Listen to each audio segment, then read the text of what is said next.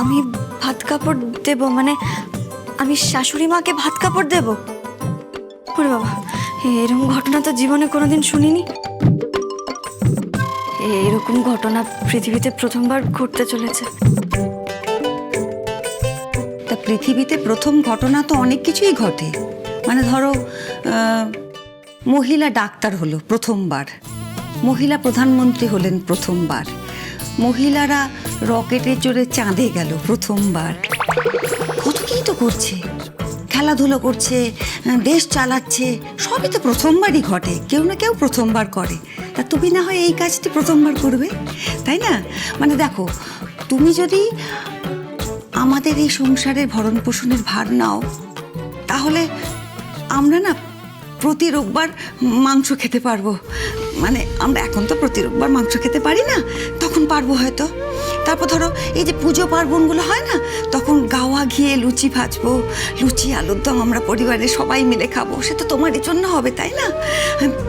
আরও ধরো আরও কিছুদিন যাবে, যখন তুমি একটা নতুন শাড়ি এনে দেবে আমাকে বছরকার দিনে, মানে পয়লা বৈশাখের দিনে এনে বলবে, মা আমি আপনার জন্য একটা শাড়ি এনেছি। সে কত আনন্দের ব্যাপার হবে বলো তো। কিংবা ধরো একটা বেনারসি জর্দা এনে দিলে, আমি পান দিয়ে সেই জর্দা খেতে খেতে আমার মনের ভেতর ভুর করে গন্ধ ছাড়বে, বলবে দেখেছো আমার চাকরি করা বৌমা আমাকে এনে দিয়েছে। কি আনন্দের বিষয় হবে। আবার ধরো পুজোর সময়, মানে পুজোর সময় তুমি আমাকে একটা হীরের নাকছাবি করে দেবে, আমার কতদিনের শখ। আমাকে তো কেউ দেয় না কোনো কিছু, তা আমার চাকরি করা বৌমা তো ওই শখ করেই তো আমি নিয়ে এসেছি, যে আমার সাদা আহ্লাদ পূর্ণ করবে সে। কেন তুমি পারবে না? পারবে তো নিশ্চয়ই। তুমি না আমাদের মাঝে মাঝে রেস্টুরেন্টে নিয়ে যাবে, ওই চপ পকোড়া কাটলেট ওই চাউমিন এইগুলো আমাদের একটু খাওয়াবে। হ্যাঁ, আর মাঝে মাঝে সিনেমাও দেখাবে আমাদের সবাইকে। হলো তো, এবার দেখবে কত ফর্দ তৈরি হচ্ছে। শুধু আমি নয়, গোষ্ঠী শুদ্ধ সকলে তোমাকে বলবে এবার। অতএব যারা যারা মানে ওর ঘাড়ে বসে খেতে চাও, ওকে তো দায়িত্ব নিতে হবে ভরণ পোষণে। তারা তারা আমার পিছনে এসে লাইন দাও। ও তোমাকে ভাত কাপড় দেবে মানে তুমি কি বলছো? মা এটা তো নিয়ম নয়, তুই বল না। হ্যাঁ মানে আমি তো তোমার সাথে মজা করলাম, মানে রাজু এসে দাঁড়া তুমি দাঁড়িয়ে গেলে, মানে কি করছো বলো তো? আলো বলু, আমি মজা করিনি। আমি কিন্তু সত্যি সত্যিই বলেছি। আমি অনেক ভেবেচিন্তেই বলেছি কথাটা। আমি চাই এই নতুন নিয়ম সারা পৃথিবী জুড়ে চালু হোক। কারণ তুমি দেখবে শাশুড়ি মাত্রেই দরজাল, এটা আমরা সবাই জানি, সবাই মেনে নিয়েছি যে শাশুড়ি মানেই তার নতুন বৌমার ওপর অত্যাচার করবে, তাকে চেপে রাখবে, তার স্বপ্ন সফল হতে দেবে না, স্বপ্ন পূরণের রাস্তা বন্ধ করে দেবে। মানে শাশুড়ি মানে যত রকম কূট কচালি কুটিকুটিপোনা করে যাবে। কেন আমি অন্যরকম হই না? আমার সংসারে আমার বৌমা স্বাধীন হবে, সে তার স্বপ্ন পূরণ করবে। সে উল্টে আমার সংসারের সমস্ত দায়িত্ব নেবে। তার কাঁধ এত শক্ত হবে, এত মজবুত হবে যে তার কাঁধের ওপর ভর করে আমরা চলতে পারবো। হোক না নতুন নিয়ম চালু, আমি তখন বুক ঠুকে বলতে পারবো, তো গর্ব করে বলতে পারবো যে আমার বৌমা চাকরি করা বৌমা, হ্যাঁ তার রোজগারে আমার সংসার চলে। তাতে অন্যায় কোথায়, লজ্জারই বা কি, তাই না? হয়তো দেখবে এরপর সমস্ত শাশুড়িরা এই নিয়মটাকে আপন করে নিল, মানে এই নিয়ম চালু হয়ে গেল। তারা সবাই তখন চেষ্টা করবে তাদের বৌমাদের সামনে এগিয়ে দিতে, তাদের উন্নতির পথ প্রশস্ত করতে। এমনও তো হতে পারে। কি ভাত কাপড়ের দায়িত্ব নেব আমি? না না, আমি তো কারোরই দায়িত্ব নিতে পারবো না। আমার সেই ক্ষমতাই নেই, সেই যোগ্যতাই নেই। না না, আমি দায়িত্ব নিতে পারবো না। কি গো নতুন বৌমা, এত কি ভাবছো? আমি পারবো না, এই দায়িত্ব আমি নিতে পারবো না। আমার দ্বারা হবে না। আমরা ছোট বৌমা, কি হলো বলতো? শরীর খারাপ করছে নাকি? মা উল্টো নিয়ম কেন করতে গেলে? এই জন্য বারণ করছিলাম তোমায়। কি ভাবলো বলো তো? আমি তো মজা করছিলাম মা। আলো পুলু, নিয়ম উল্টো হতে পারে, মিথ্যে বা ভুল তো নয়। যা সত্যি তাই বলেছি।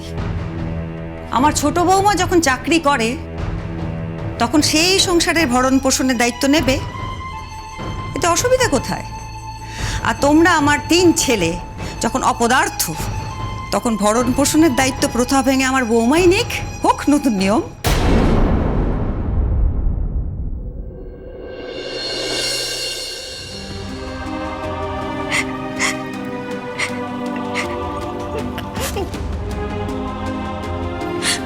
ভুলটা তোমার নয় মা, ভুলটা আমার। আমি তোমাদের কারোর স্বপ্ন কোনোদিনও পূরণ করতে পারবো না, কারণ সেই যোগ্যতাটাই তো আমার নেই, সেই ক্ষমতাটাই নেই। আমি তো নিজেই কোনোদিন স্বপ্ন দেখিনি চাকরি করব, নিজের পায়ে দাঁড়াবো, এসব আমি কোনোদিনও ভাবিনি। ছোট থেকে আমি তো শুধু একটাই কথা ভেবেছি, বিয়ে করে দুবাইতে যাব, দুবাইতে গিয়ে দিদি ভাইকে খুঁজে আনবো। বাড়ির সবাই জানে তুই নিখোঁজ দিদি ভাই, কিন্তু আমি জানি তুই হারিয়ে যাসনি, তুই দুবাইতে আছিস। তুই চিন্তা করিস না দিদি ভাই, আমি একদিন না একদিন ঠিক দুবাই যাব, আর তোকে খুঁজে নিয়ে আসবো আমি। চিন্তা করিস না। এই দুবাই যাওয়ার চক্করেই তো নিজের পায়ে দাঁড়াবো, চাকরি বাকরি করবো, এসব তো কিছু ভাবিনি কোনোদিন আমি। তোমাদের স্বপ্নকে কি করে পূরণ করবো, নিজেরই তো কোনো স্বপ্ন নেই।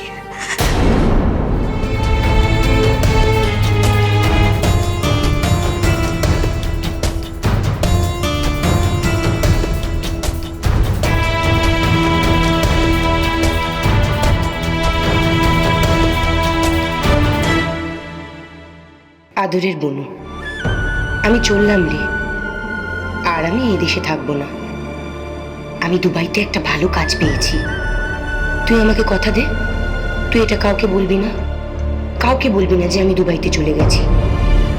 যখন সবাই আমাকে খোঁজাখুঁজি করবে, তখনও কিন্তু তুই মুখ বন্ধ রাখবি, বলবি তুই কিচ্ছু জানিস না। তোর দিদিভাইকে কথা দিলি কিন্তু, আমি যখন নিজের পায়ে দাঁড়াবো তখন ঠিক ফিরে আসবো, আর তোকেও দুবাইতে নিয়ে যাব। আমি ফিরে আসবই, দেখিস।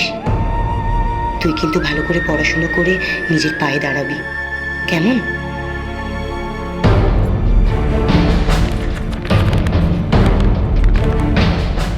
কেন দিদি ভাই?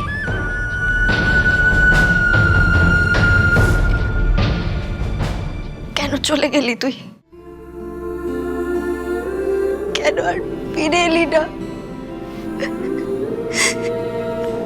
তুই ফিরে এলে তোর টিয়াকে আর দুবাই যাওয়ার কথা ভাবতেই হতো না। তুই ফিরে এলে তোর টিয়ার জীবনটা আজকে অন্যরকম হতো দিদি ভাই। তুই কেন ফিরে এলি না? কেন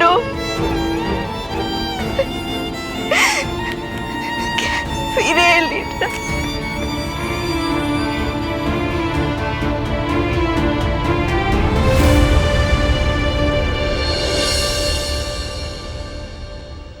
ও নতুন মামা, ও ছোট মামা, দরজা খোলো।